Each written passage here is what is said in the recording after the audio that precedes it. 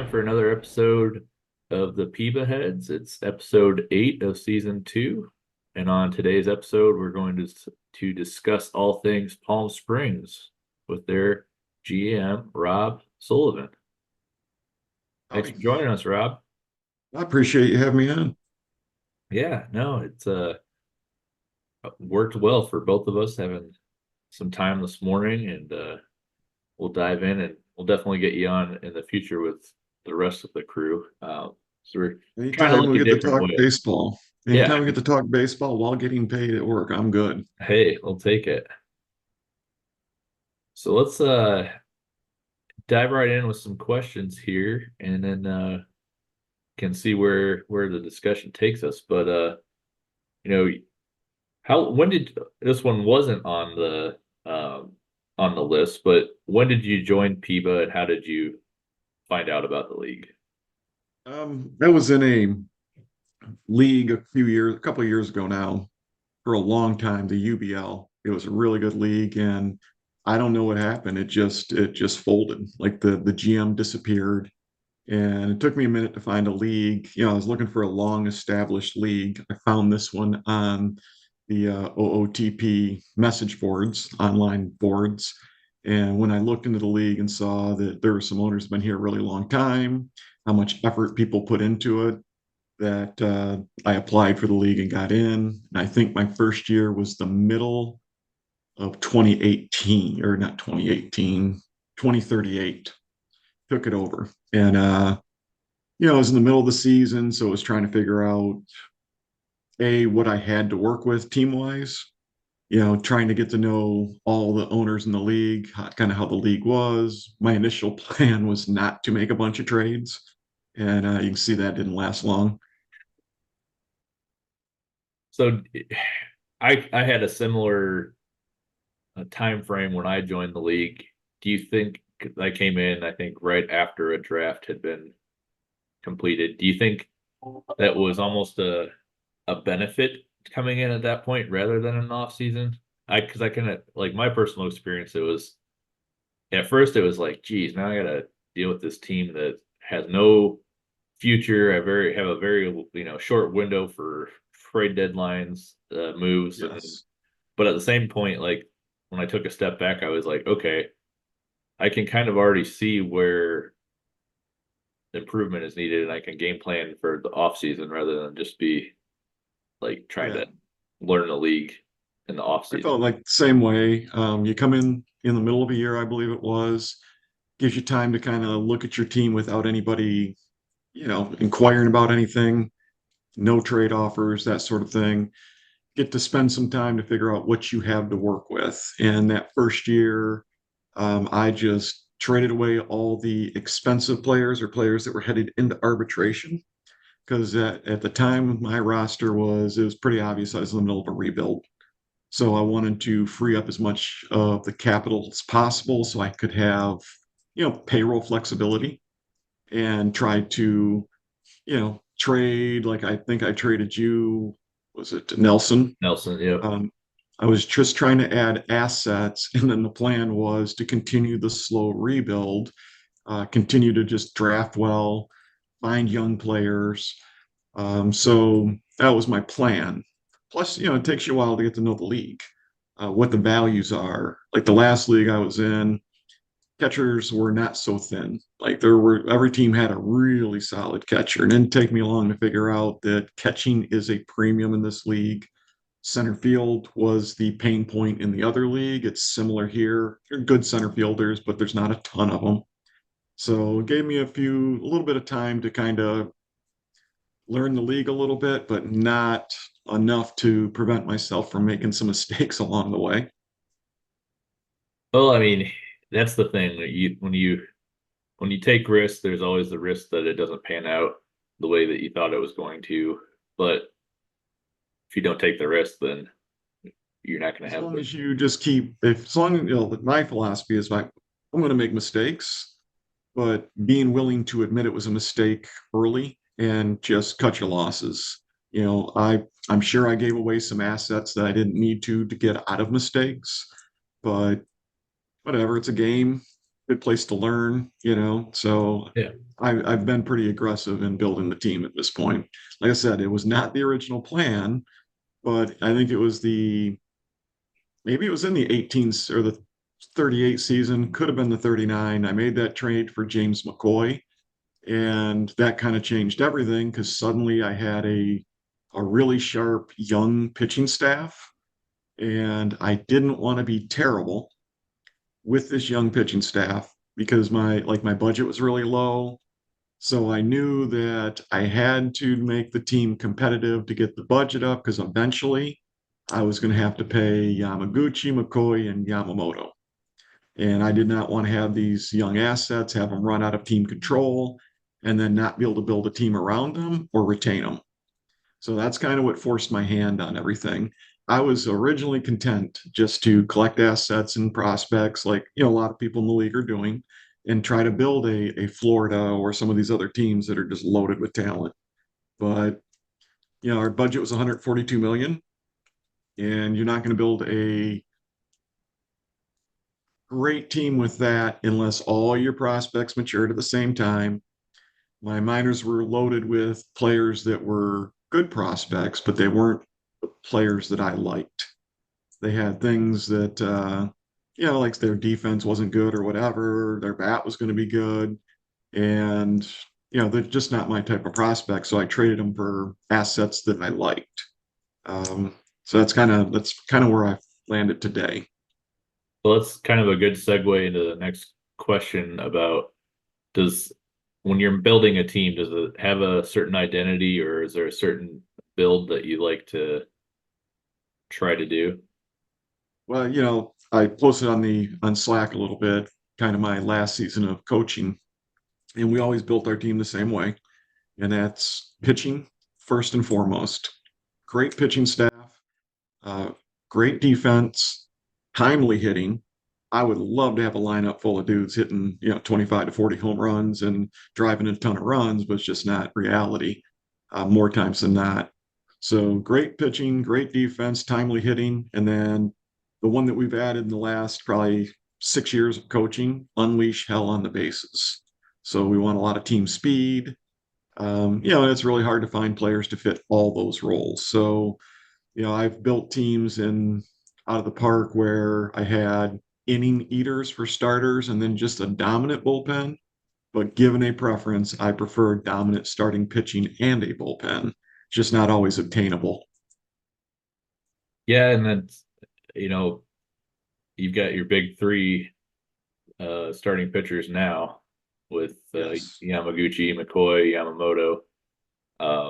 Where we talked about it on the last podcast that we put out last night, but just how important that is in a playoff series when you can have three starters that you feel like you have a good Absolutely. chance of winning, and When you just look at the makeup of the equalize league, everything. right?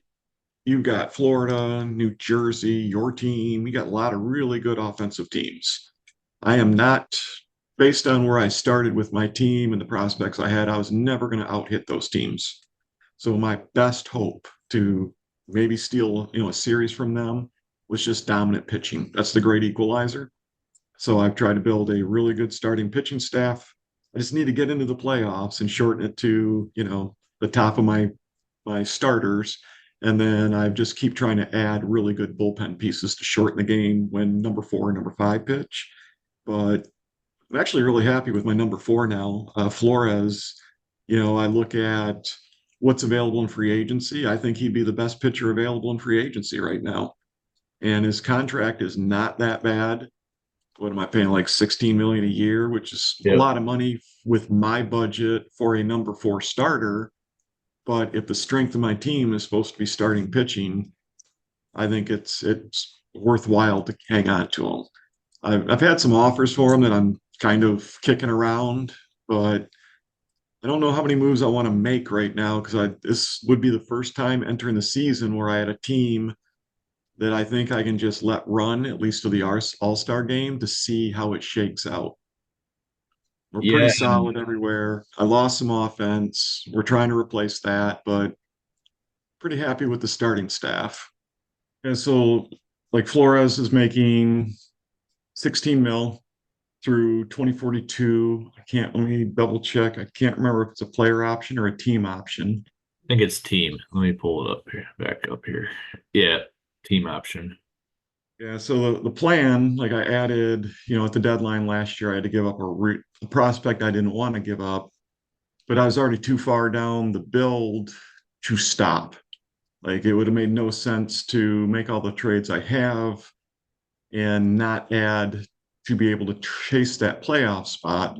So the plan with Flores, um, center field Franco, both those guys expire in 42, or there's ways to get out of that contract if I needed to. That would allow me to have the money to sign the big three. So I've tried anyone I add, with the exception of a couple guys, I've tried to make that window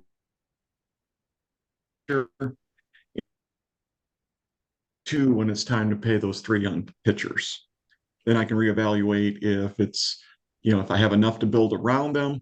My plan is they retire in a Palm Springs uniform, but if they don't, those three players can get a really good start on a rebuild for me. So it was all kind of timed out for 42 to be time to make decisions. But I have a couple interesting offers right now for Flores, and it's weighing whether I want to weaken what I want to be my strongest asset, which is my starting pitching, as a way to boost the offense and add a couple of young players, or if I just let it ride. I have not decided what to do. I can see either way would be a good plan, but I'm just not sure what I want to do with it yet.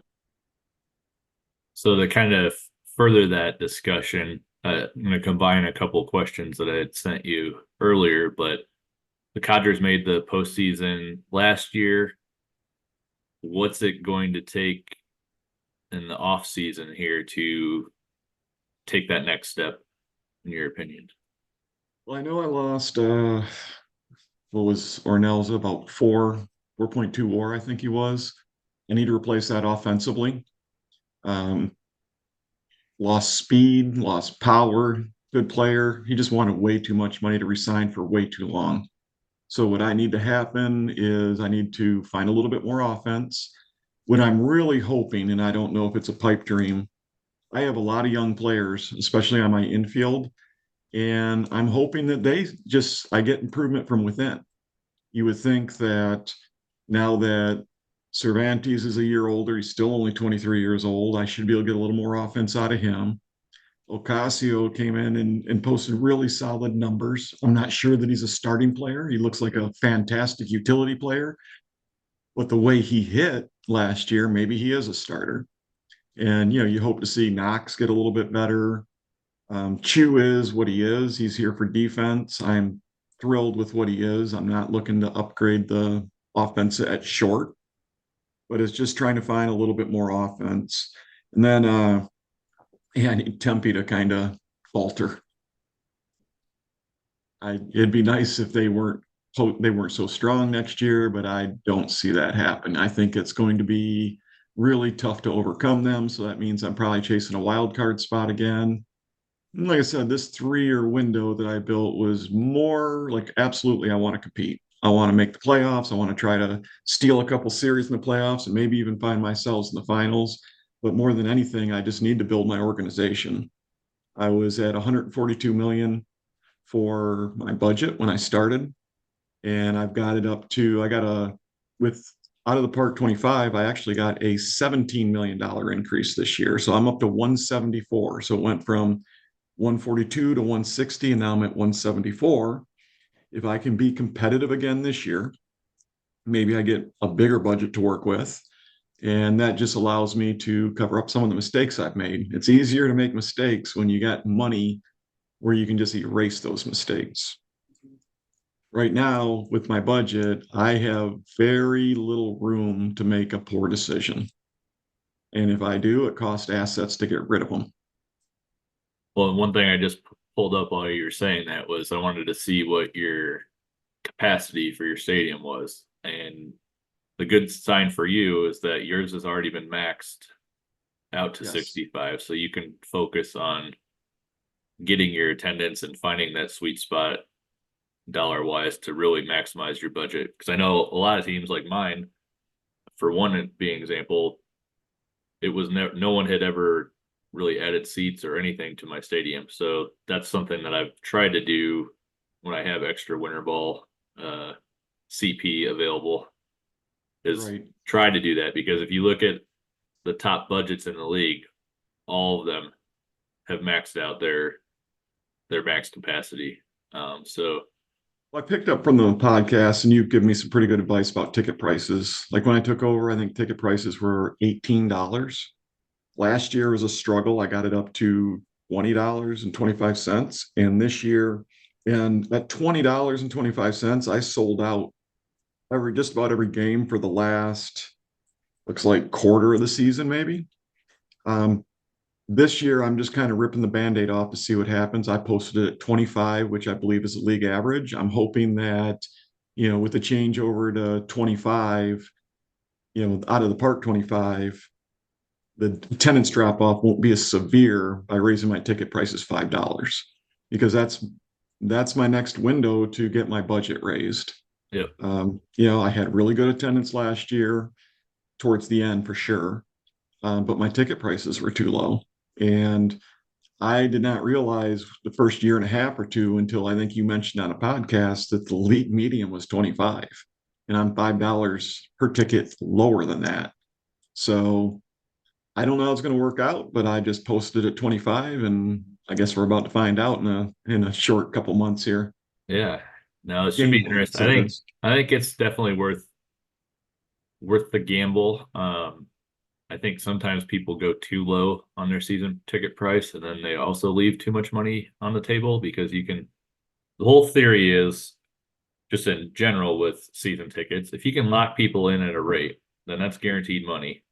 You can always Yep. go up and down off of that to adjust to get the rest of the park full. But I mean, you don't want it ridiculously high, but I don't know. Knowing what the league average is, it still is dumbfounded.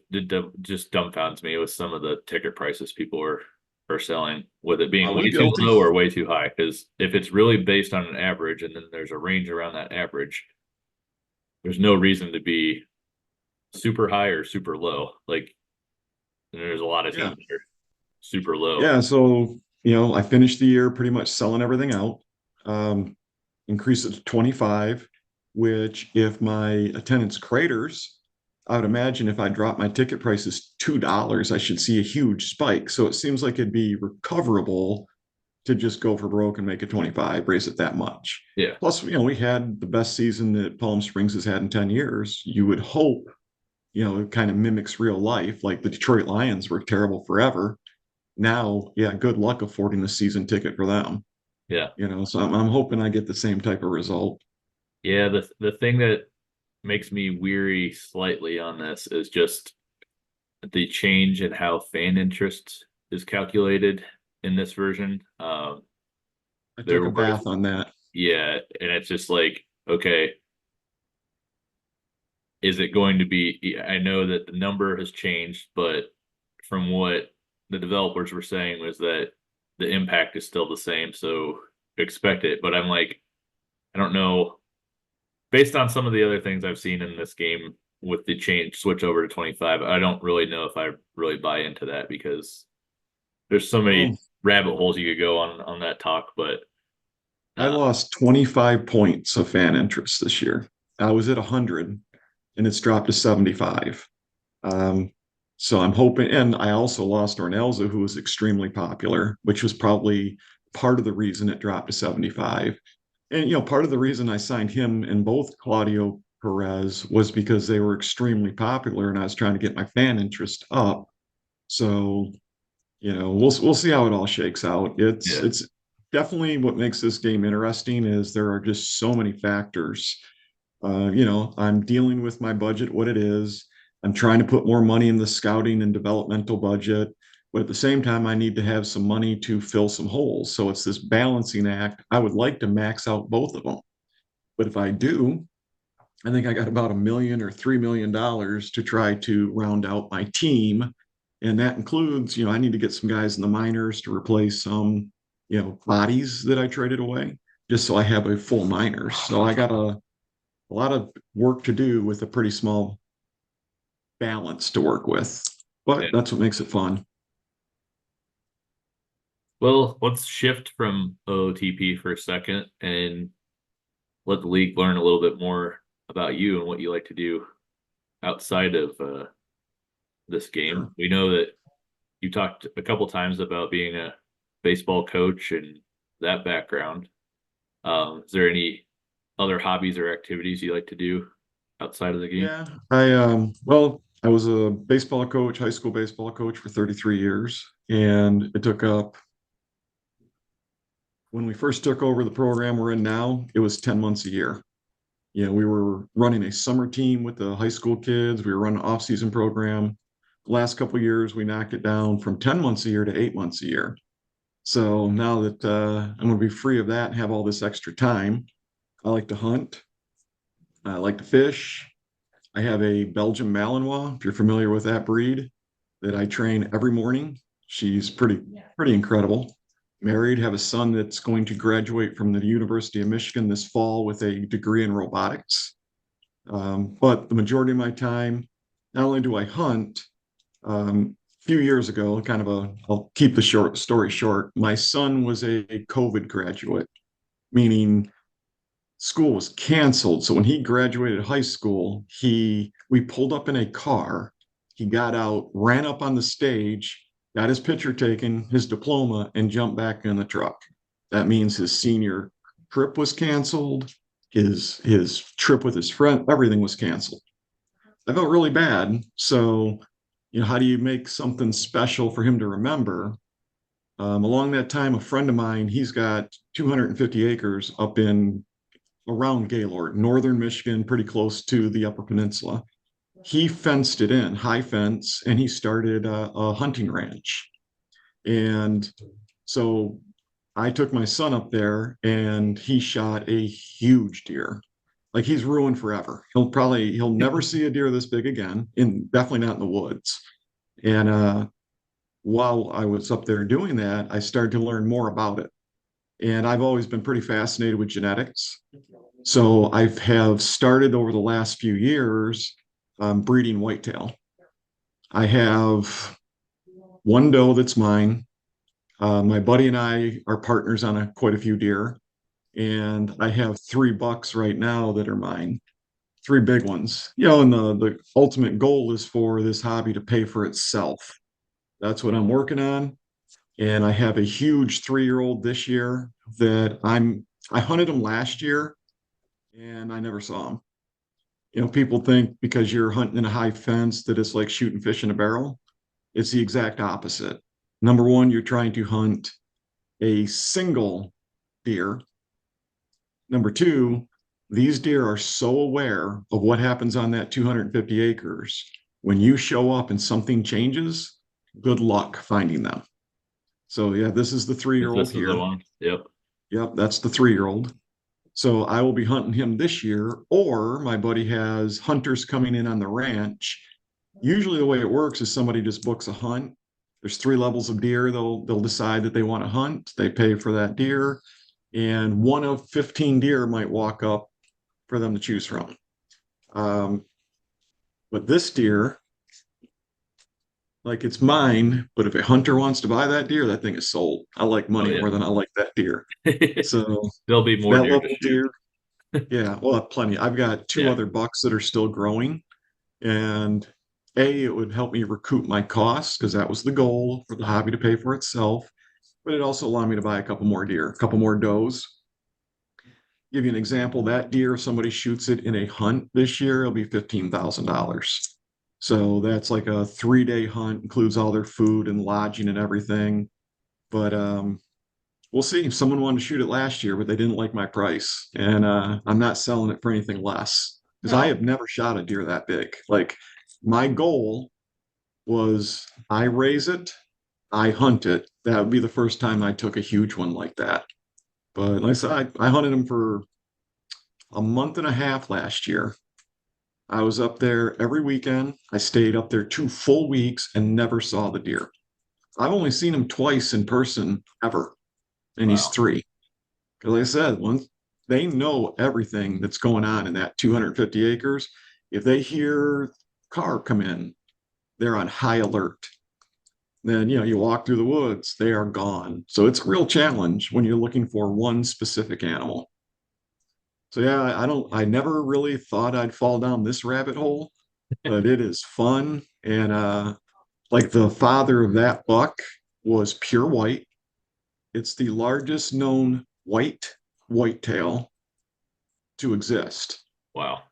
It was over 300 inches with, the rack was just massive. But you can see from the genetics, my deer did not come out white. If it did, it'd be worth more than it is now. But it does have a lot of white in the face. You compare it to other whitetail, it looks more like a mule deer. So it's really fun. A little bit weird, I admit, but whatever, man. I think it's kind of cool. It is cool. It, thanks for sharing that with us. It's one of those that people that haven't hunted before don't grasp like the amount of preparation and effort that goes into it. And you'll hear people say, well, why don't you just go to the store and buy the meat? It's like, it's not about that. I Yeah, mean, I mean, I hunt for like normally just, to get a deer so I can fill my freezer up. But absolutely.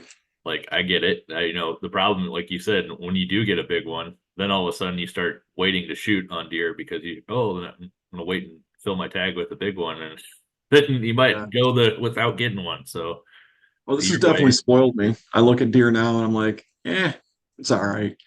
yeah, Um, Believe me, because I used to love for years. I would be in the woods. The season starts October 1st for bow. I'd be in the woods starting in May, just scouting, looking for the biggest buck I could find to try to hunt. But, like life gets in the way. I've got a wife, a son, a dog, all these things to do. I can't invest that time to get out there and scout right now. right, So this is like a happy medium. I know the deer's on the property. Now I just have to find it. yeah, And it's really tough, but it's challenging, it's fun. And then the bonus on this, whitetails, some of them can have a pretty gamey taste. These deer don't taste like that because the reason he's so big is not just genetics. They get a special blend of food, and the meat tastes better. It tastes better than beef. It's lean. It's better than anything you can buy in a grocery store, for sure. well, I've always Healthy. said like uh backstrap on a deer, a fresh backstrap on a deer is some of the best steak that you ever have. And people, if you it would totally change people's mind on what they think about deer if they had that. Absolutely. But I've hunted for years. Just didn't feel like shooting the deer that came in front of me. I'd let nice bucks go by well before I ever got involved with these bigger ones. To me, it's not just the hunt, it's just being out there. The best nap that you will take all year is opening morning before the sunlight comes up. Man, that is like the most peaceful nap in the middle of nowhere. It's silent and it's cold, and you catch that nap. That's my take that nap every year. Yep. People, yeah, But it's always think some of it too is that just the trying to get into it, you have to know somebody with land or find public ground to go to. There's a lot of apprehension if you've never gone before, like, you yes. know, trying to do And that that. was that was part of the decision for my son to take my son up there. I had taken him out a couple times, and it's just so hard to bring a new hunter into it anymore. Because, like you said, there's public land, but I'm not a big fan. I like to hunt huge deer on public land because it's really hard to Yeah. find them, and because they're so skittish and everything. Yeah. But to bring a new hunter in, it's just so tough. Yeah. So it was an opportunity to take my son out, um, give him that experience. Whether he decides to continue hunting or not, that's completely up to him. But I wanted him to experience it once. This is how I grew up. We lived in northern Michigan for most of my, youth, and That's exactly where I'll be when I retire, is back up in the middle of nowhere. I own a market research company in the Detroit metro area. We do focus groups, taste tests, mock juries. Right now, we're doing an insane amount of political work. So we're working mostly with PACs or super PACs on the Democrat side, where they're testing messaging. They will have us go into like swing counties of specific states.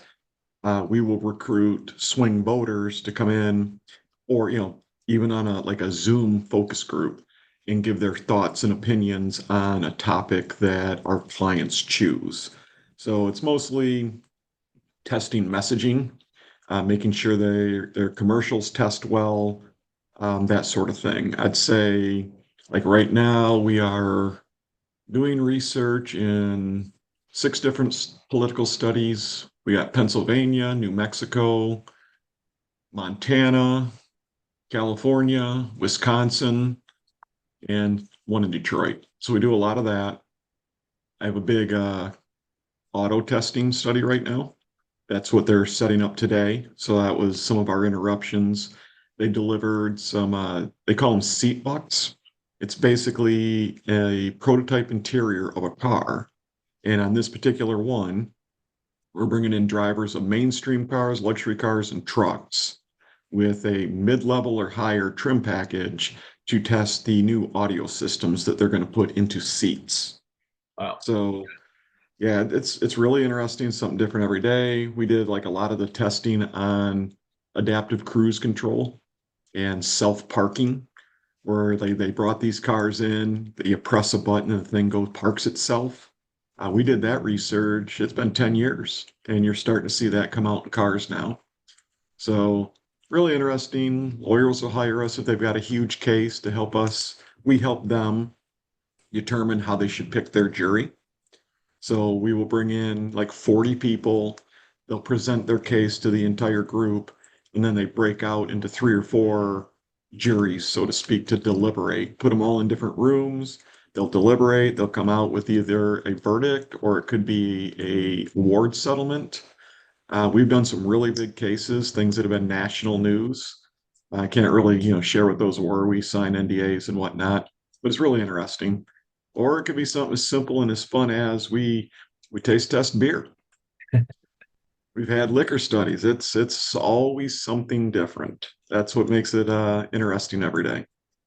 So one of the things I've always wondered, and I remember just I had a professor in college for stats, and his big thing was pretty much every single stat can be manipulated to Absolutely. how the end user really wants to display Absolutely. a study. So he said you always needed to look at the data, the raw data, and run your own basically analysis of it to see what, or really truly measure and see if what they're saying was actually backing it. So how do you combat that when you're looking at, like, to So remove the bias out of it, I guess? for us, we don't manipulate or even evaluate that data. We are a neutral party in the whole thing. And all our clients understand that. They do not come to us and say, we're looking for this outcome. They come and say, hey, we're curious about this. And it could be a product, it could be a service. And we collect data. All our recruiters and interviewers are trained to ask questions in a non-leading manner so that we capture the actual response from the respondent. Um, like if we were going to sample a political topic, we wouldn't just get Democrats. We would get Democrats, independents, and Republicans, equal amount of all, so that the ideas that are fleshed out are true. The data is true. That's how they would manipulate that. Like, let's say I had an agenda and I wanted a campaign to go a certain way, or I want to be able to claim certain things about a product, service, or a candidate. I would just skew who I was talking to. I would say, a company, and there are companies out there all over that do this, mostly polling companies. We're marketing research, so it's completely different. But if I wanted to manipulate it, I would, instead of talking to equal number of one side, I would skew and talk to like 60 to 70% of one side, sprinkle in 20 of the other, and then have 10 others, like independents per se. Yeah. And that weighs the data heavily. Well, I know So like one example of that just played out in real time not that long ago was the Pennsylvania polling for the Republican Party, with Pennsylvania being a state where you can just change your party whenever you want. A lot of Democrats were switching over to Republicans and then an open saying that primary. they were going to vote for Nikki Haley, even though they had no intention of actually voting for anyone on that side, but it was just to skew the exit polling data or even the actual polling results at the end. That's the difference between polls and market research. Our data is true. Our data goes to the client, could be the party. We do more work with the Democratic National Party than we do the Republicans. Republicans don't do a lot of message testing, which sometimes you can tell. So they get honest, true data from us, and then they change how they message based on that data. So they don't take our results and go to the public and say, see, 70% of people say our data is behind the scenes data, so they know the truth. And then they can go and do other things to get the result they want. Oh, it's definitely interesting. It's a lot more interesting, I think, the side of it than just the that you see play out on TV. I know they have so many different documentaries. I think the last election they had like a one where I think it was on HBO where they followed all the people that were running and showing different aspects, things that how they were reacting to messaging. You're seeing it in real time, so that's It's ruined it for me. Like yeah.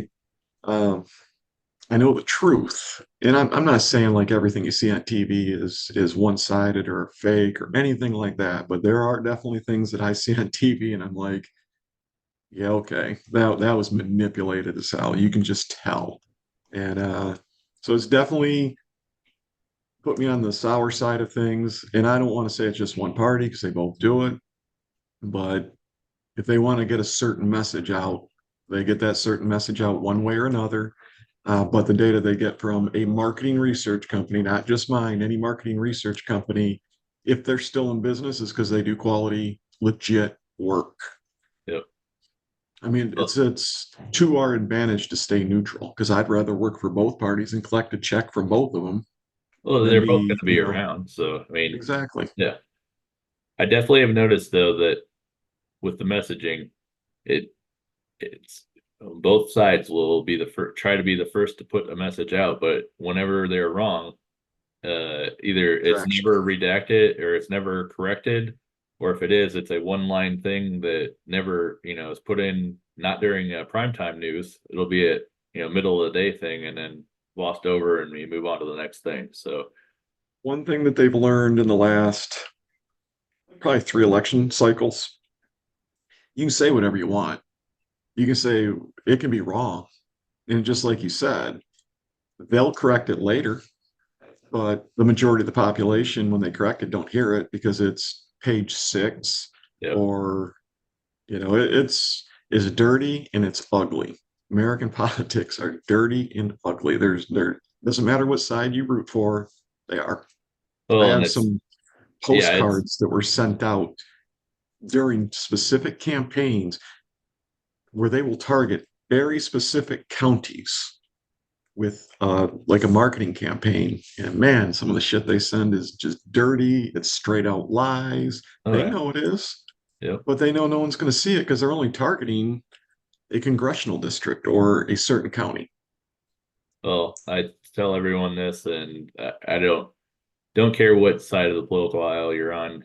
Thank God for Elon Musk and buying X because that is the only platform out there where people are showing unedited versions of what someone says. And it's easy now to That go back Rumble, and find what the person actually said versus what gets snippets of it on a news headline or in a news story. And then you don't know the context of what the person said. So it's nice for both major parties that it's out there. You can go find what was actually said, and then you can decide yourself And The sad part is just what you said. You can't take a headline at face value anymore. You have to do your own research to find out if it's true. you know, And that all started um, the Clintons with Bill Clinton's campaign. They were absolute geniuses when it came to campaigning. Best we've seen, and now everybody copies them. It used to be they would do research in a state. We want to know how Michigan's going to vote. During the Bill Clinton campaign, they started targeting counties. They would get the data and see that a county was full of swing voters, people that could go either way, that is never consistent. And they only started marketing or going after or getting data from specific counties. A, saved them a fortune, and B, it's far more impactful because you already know, like, if you go and survey Ann Arbor here in Michigan, you already know what side they're going to be on there. They've been Democrat forever, liberal forever. And if you go out to Oakland County in Michigan, it's going to be all Republican. But instead of spending the money to survey or talk to all those people, they choose the pockets of undecideds in Michigan or any state, and that's who they target. It was probably the smartest move we've ever seen anyone make, and everybody copies it now. That's become the norm. But it was Bill Clinton's campaign that was the first to do it. yeah, and I'll just say it again. That's what's the number side of all this is always what fascinates me, and people will get caught up on, oh, you're talking about this side or this side, and it's like, no, we're talking about numbers here. Like, it's Well, that's what attracted me to baseball. yeah, Right? I remember when I was a kid, I opened my first pack of baseball cards. I saw those numbers. I'm like, what do those mean? And I've been addicted to the thing ever since. yeah. And I'm not even good at math. That's the crazy part. Well, to circle us back to OOTP before we close out, you've been in Palm Springs for a couple seasons now. Are there any plans to make any changes to your team name, your logo, your colors, or do you like I've the had ideas. Mike and I have bounced things back and forth. Kind of hard to come up with a cool logo with Codgers. Uh, Mike's one request is it has something to do, like there's a theme kind of in our division. So trying to find one that's the theme fits into the division that makes sense for Palm Springs. So, I've done some research and, you know, baseball season was so crazy this year. I fell behind on doing my CP articles. So I don't really have the CP available to make any changes. But yes, eventually there are going to be some changes once I get enough CP and Mike and I can agree on a name that fits. But I don't think the Codgers are going to be the Codgers too much longer. At least I hope. I well, mean, Palm Springs is kind of a boring town anyway. No offense to anyone who lives there. So it's tough to find things that fit. yeah, that's definitely one of the part. It's interesting how teams got placed where they did, and I definitely would like to have Mike on sometime to just kind of talk about how that process worked. And I know that it was probably, it was before he was commissioner, but no, some of the older members probably could give some insight on how places were picked. And Like most about the leagues, one of the reasons I chose it because the league has progressed far enough. They're using nothing but fictional players, which I like. I think it's more challenging. Anyone can go get trade for Ken Griffey Jr. and you know what you have. Um, and then also that it wasn't major league teams. I've done that league before. I just think it's more fun. And I think like the owners in this league have more ownership of their franchise. And from what I can tell so far, after like 2.5 seasons or three, whatever it is, um, it's a really good league. It's really active. I like the fact that it's amazing that there's two different podcasts for a fake baseball league. They're awesome. I like to listen to them when I walk the dog. It's cool that the Slack forum and everything like that. So when I was looking for a league, this one really stood out because of the commitment from the other owners. It makes it a lot more challenging. I've actually never played a solo season of Out of the Park ever. I've never completed a full season. It's always been online because I like the community of a group of baseball nerds getting together and building their fake baseball teams. And it's far more challenging to deal with different personalities and stuff like that. So no, it's been a great league so far. I'm with you in the same way, or similar. When I first started, that's all I did was play solo leagues, and then as soon as I joined an online league, my interest for solo just totally went away. And I can't tell you the last time I actually did a solo league. I know some people would say, "Oh, well, you should be doing your solo one to test out the new game." And Yeah, I know. honestly, there's so much available on the internet, whether it's Reddit or just Googling things, YouTube videos. Like, I don't think you really need to invest the hours into a solo league when there's people that are already doing it, publishing quality content to explain what the changes are. Yes. And that's kind of what I like about it. You don't have to do that to keep up. Like I used to play Worlds of Warcraft. I played that game a crap ton years and years ago. And I mean, you had freaking homework. If you wanted to go on this big raid with all these people against this gigantic monster, you had to like watch YouTube videos and stuff to know what to do. It kind of ruins it for me. So I kind Yeah. of like that, there's the randomness of humans involved in the game. You don't know what someone's going to do. You don't know what they're thinking. It makes it a lot more challenging. And you've seen guys all build teams several different ways and have success. And love baseball, so it's really fun to watch and see and compete against. Well, and I'm a big just MLB fan to begin with. Um, and what's interesting to me is seeing the problems from a team building perspective that occur in MLB trickle down to what you see in online leagues. And what I mean by that is like there's a lot of groupthink that goes on at even at the highest levels of baseball. And it seems like there's a lot of groupthink that trickles down to our type of league. And I think, people will look and they'll be like, okay, well, I just I gotta do what the 2016, what the Cubs or the Astros did, and I'm gonna just build through the draft and I'm gonna tank and I'm gonna be great. The problem is people are looking at it from the wrong perspective. That worked because nobody else was doing it. As soon as everyone starts doing it and you have half your league tanking, well, if you're not in the top five, the 16th overall pick is not really worth tanking for. You might as well be trying to be in the middle, Right. trying to compete. And that's kind of what Palm Springs fell into, was that there was a playoff spot.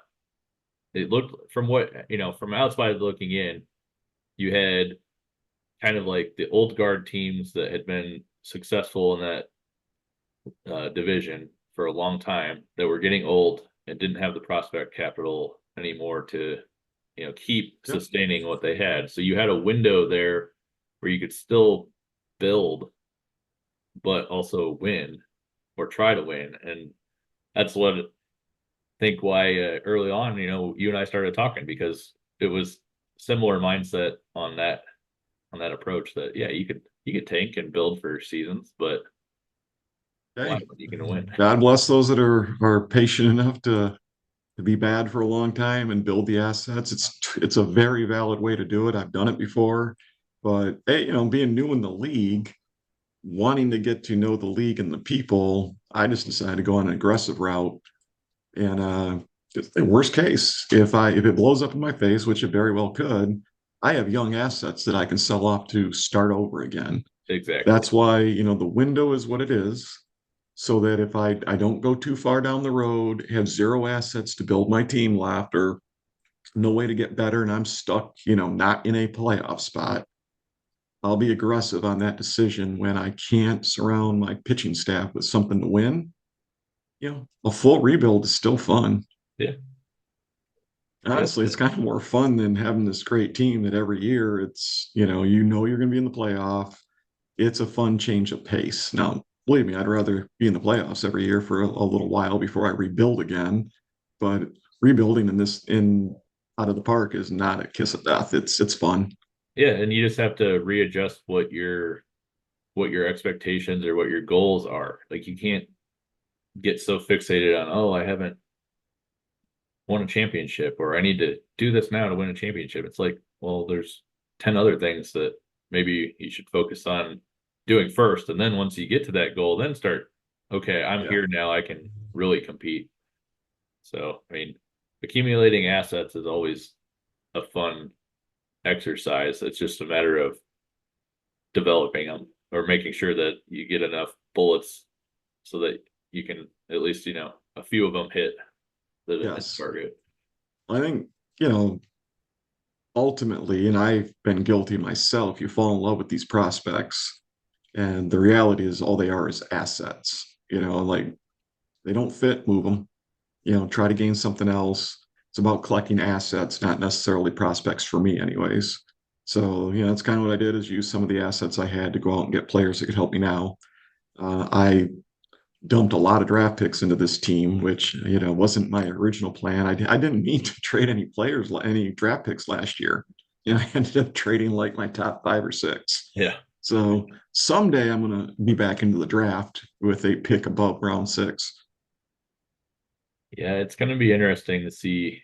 I know I've looked at the future draft pools, and I know that there's still discussion on the board of what they're going to be doing with some of the feeder leagues and how that all works. But the thing that stood out to me so far is that like there's been this common thread in the community that kind of similar to one of the topics we had earlier, but there goes my work computer. But no, we're good.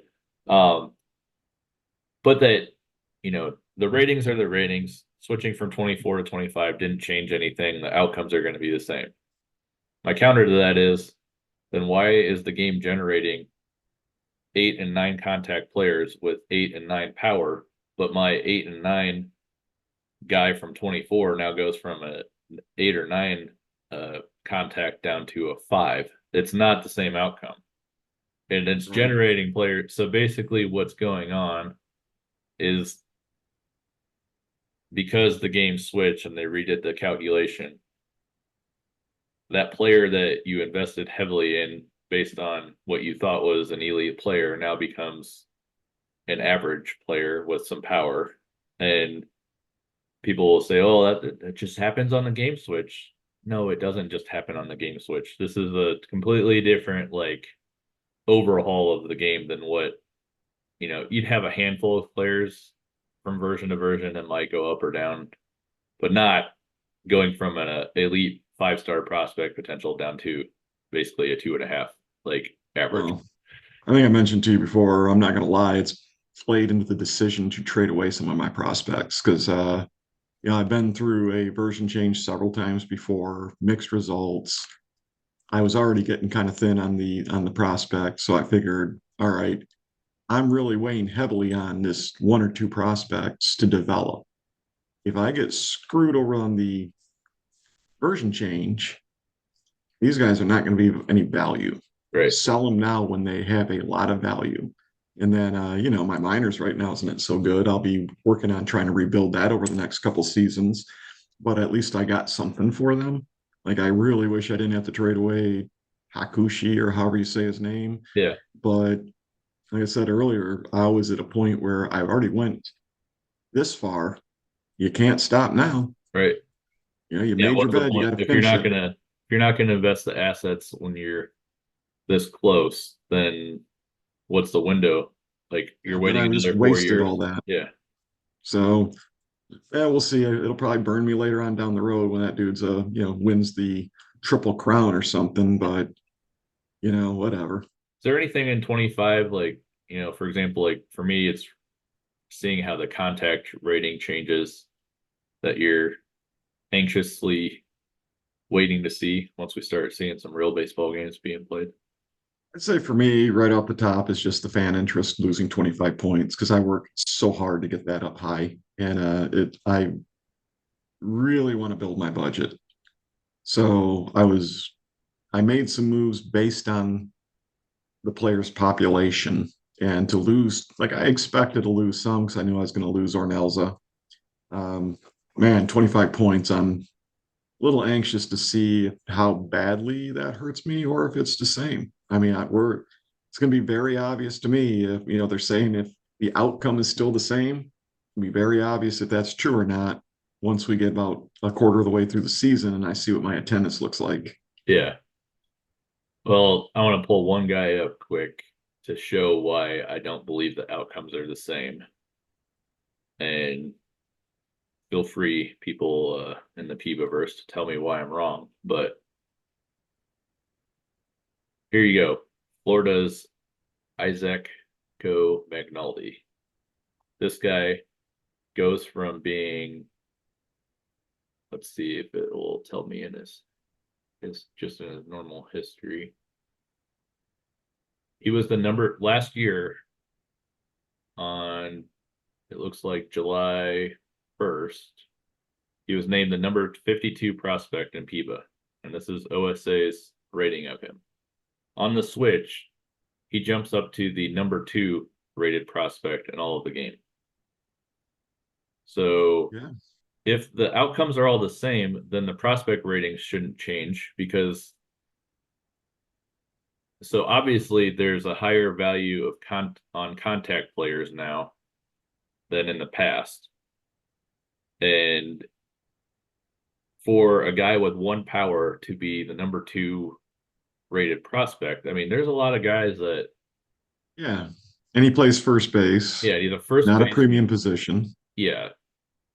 I mean, he's got some speed, but it's not like he's like a 9-10 guy at stealing. He's a 6 ability now, which I do like how they've broken down the speed and stealing even further to kind of so you can really see, what goes into that rating. So I always thought that was kind of confusing. But let me pull up real quick just so people can see like some of the other top prospects around that. I know Florida has another one, a pitcher that also got a huge boost in their rating, which I still don't really understand why. This Bob Brewster went from, most starting pitchers in the league on this transition went down in rating, and this guy went up. Wow. So he was, according to my scout, he was a great player, and I guess he did go down one movement, but he went up 2 in control. But yeah, this guy went from like being a good prospect, but I think he also got a pretty big jump in his. Looks like he was ranked 16th and now he's 3rd. So just it's interesting how the game chose, like he basically retained his rating while other pitchers had significant drop. Like I've seen guys go from 10 stuff down to 7 or 6. So Like, I don't have a lot of high-end prospects, but the one prospect that I have that really got some improvement was Presser, oh yeah. Tringen Presser. He had like 2 control, 1 and 2 control. And then moving into 25, he suddenly has, I think, 5 control. 6, well, potential of 6. He's in AA. Okay.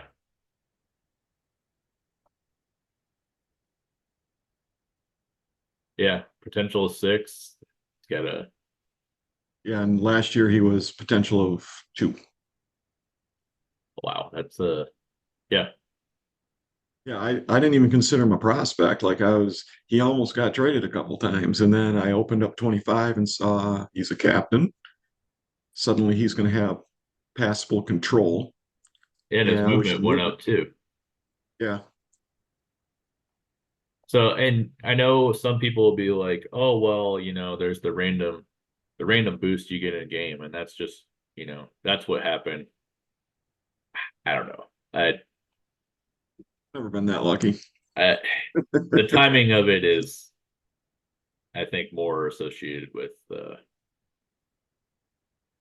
conversion switch, and maybe something I haven't said on here before, but I think part of it too is the option when you switch the league over to 25. It asks you to mess with the behind the scenes settings, so to adjust So things or ratings will adjust based on what you have. And obviously, yeah, we're gonna hit yes, but I think that even further magnifies it because in a standard league with standard settings, you're not changing any of that behind the scenes stuff. It's been that way. Each version changed, they slightly changed, but it's within line. And I know in our league there's been, and there's various reasons for it, but increasing stolen bases, there's a premium on speed and that sort of thing. So I don't know if that is why it's further, I guess, made some players with the high contact ratings stand out even more or climb up the charts of OSA, but that could be part of it. I kind of if you collected a bunch of prospects and you lost out on the change, I can understand people's frustration because you had a plan laid out. But personally, I just look at it as another challenge to overcome. I'm not too stressed out about it. Like I said, I did trade a couple prospects towards the end because we had an impending change coming. I was like, well, let's just maximize their value and send them on down the road. But I won on presser. I'm sure if I look deep in my minors, I lost out on other guys. I'm hoping it all just kind of equals out in the wash, and it forces you to adapt and overcome, and that's what makes the game fun.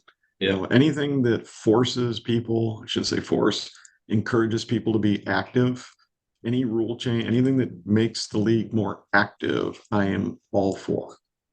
Well, I think that's a good point to stress too, is that it's not anything the board did or didn't do that caused Right. this. It's an adapt. We all have to adapt to it.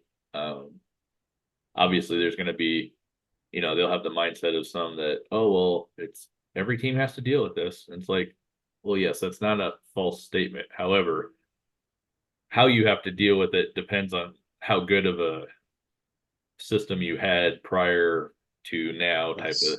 Yes. If you're a Or team that's towards the end of the system rankings, you probably really don't care because you didn't have anything in your system really to. probably be singing a different tune if Yamaguchi had everything just drop and turn into an average pitcher. I'd probably be But whining then, but yeah, you know, I mean, I've got a guy that is in my, well, I've got two guys. The one injury might be part of the problem, so I'm not gonna touch on him too much, but I have a starting pitcher, Andres Suarez, who looked like he was going to be like a 4.5 star potential guy, you know, like a one, like my ace 1A, 1A, 1B with Connolly. And on the switch, I mean, he's still a good pitcher, but the star rating dropped. And I know people are going to say, oh, well, you can't look at the star rating. Well, what's the point of having it? There's no point. Like if there's like this huge range now that they have, like of what's good and what's not good, like I don't know. I get wanting to look at more stats and try to make it more than just a base things on ratings, but it's also a game based on ratings. So right. Well, there's ratings in real life too, yeah, 20 to 80 rating scale and all that. So I think they're trying to. I think part of it was trying to create more of a fog of war, like to mimic real life with the 2080 scale, and it might not. When you're doing the rating scale that we have with the 1 to 10, it might not be as good of an idea, but we all know where their focus is, and it's definitely not on that's online. what's always it's made out of the park interesting. You can have this pitcher that's, six control stuff and movement, good pitches, and he just dominates. And then on the other side, you got a 10 stuff, seven movement, five or six control, and the dude cannot pitch. He Yeah, is terrible. yeah, It's fun that way because yeah. and the adding in the personalities too. I'd like to see maybe things get a little bit more volatile sometimes with the personality just to make it a little bit more like real life. Yeah. The league needs an Albert Bell. Where's the dude trying to run over trick or treaters? We need a couple of those in the league. Oh yeah. Well, and I like to. I really do think there's something built into the code where we've talked about the adaptability ratings before players, but I think there's even difference between a guy being on a winning team versus a non-winning team and what that does to their production, and just their Absolutely. attitude. I I feel like saw they that. captured that well with some players in the league. I saw that in the McCoy trade. Traded for McCoy. Obviously, that's the player I wanted. I took on Conseco, who was having a horrible year, huge contract. So it was kind of a salary dump for Justin. Took him on. Guy comes to Palm Springs on a better lineup, and suddenly he becomes a very productive player. The next year, he returned back to, not a great player, but for that run for half a season or three-quarters of a season, whatever I got him for, he was very productive, and it was like a bonus. And then, like I said, the next year, his salary became an albatross on a low-budget team, and I had to use assets to get rid of him. But that part of the game I do enjoy. I mean, for a video game, it's pretty wide open. But I got staff screaming for me. All right. Well, So hey, thanks for your time today, Rob. We'll definitely do this again sometime with the full crew, and good luck with your off season. We'll see you on Saturday for winter meetings. all right, sounds good. I appreciate it. All right, thanks. Have a good one.